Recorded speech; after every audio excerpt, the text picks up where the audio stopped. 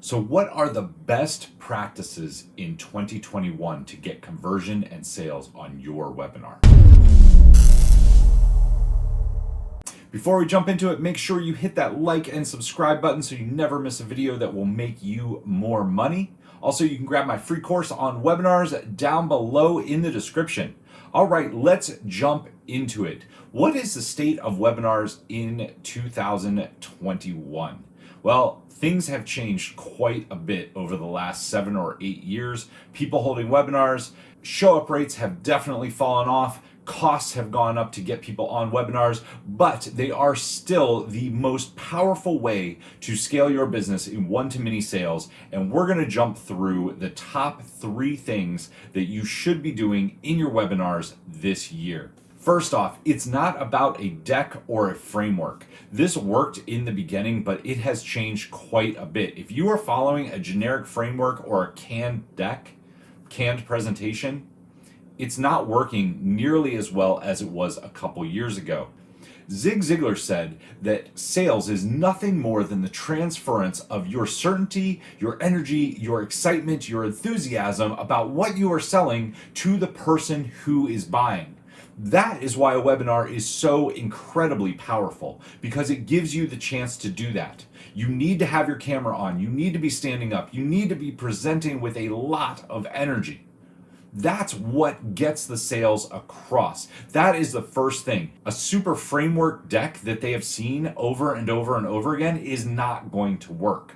A canned presentation that follows a line-by-line script that somebody else wrote for you is not going to work. You need to have a custom template, you need to have your own stories, and you need to shine through. Your personality, why you are so passionate about what you're selling, needs to come through in the webinar, and that doesn't happen with a canned presentation. Number 2 is that people buy based on emotion, not on logic. Now, this has not changed over the last 10 or 15 years or even the last 100 years, but it has changed how people use webinars. So how do you get people emotional? If you've been following this channel for any amount of time, you know that stories are the biggest way to build emotional attachment. The whole point of a webinar is to teach people a little bit, but to get them to know, like, and trust you a lot. And the way that you do that is by telling stories, by using testimonials, and showing people that you used to be just like them, but you went through a process that got you to where they want to go. And you can do this through stories. A good webinar has at least 15 stories. A great webinar has 25 or more, and the best converting webinars have more than 50 stories. Now, I know you're saying that is a lot, but these can be short stories. These can be 1 or 2 sentences. Jill had this problem, but we helped them overcome it in Module 4. That's a story, right? Jill was trying to lose weight. We give you the diet plan that they followed in Module 4. That's also an open loop. This builds emotional engagement with you. It gets listeners to know, like, and trust you, and it shows them that you can get the desired result that they want. This is why in 2021, you have to be using stories to engage people, to get people to play along with you, and to build the know, like, and trust factor. The days of just having a deck on the screen are completely gone. You have to tell stories, you have to be engaging, you have to get them emotional, because they will back up any buying emotion with logic. That is the key to a successful webinar in 2021. The third thing that has changed the most with webinars is that they have to be shorter. People's attention spans are getting shorter and shorter and shorter. Now, here's the key though. Just the first part of the webinar needs to be shorter. If they are on when you start making the offer, they are interested in what you have to sell, and they will stay on and let you overcome objections. But the first part of the webinar, 10 years ago, could be an hour, hour and a half, sometimes even 2 hours long before you even got to the offer.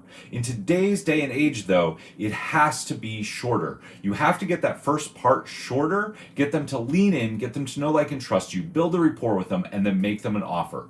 We are seeing webinars go from 90 minutes to 45 minutes where the offer is made, sometimes even 30 minutes and 20 minutes, depending on what you're selling and how you are selling it. So to recap the best practices, number 1 is it is not about having a canned deck or a template that you cram everything into. It is about being yourself. It is about transferring your energy, your excitement, and your certainty about your product to the viewer. And this is done through a custom presentation that does not stick to a super strict framework. Number 2 is that people buy based on emotion, and you have to use great stories. You can check out Donald Miller's story brand. You can check out my other videos on the 3 stories that you need to use in webinars. And the third and final piece is that you have to shorten it down. It is not about teaching. It is about getting people to know, like, and trust you through stories and testimonials and giving them one big aha, not 5 or 6.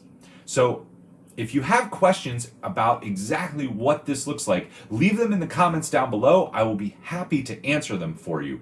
Also, while you're down there, you can grab my free course on webinars. It is 5 worksheets and 5 short videos that will show you everything you need to know about getting a converting webinar off the ground. Last but not least, if you know you need my personal help with a webinar, there's a link down below that you can click on that will book a free call with me where I will show you exactly what it looks like to build out a webinar together.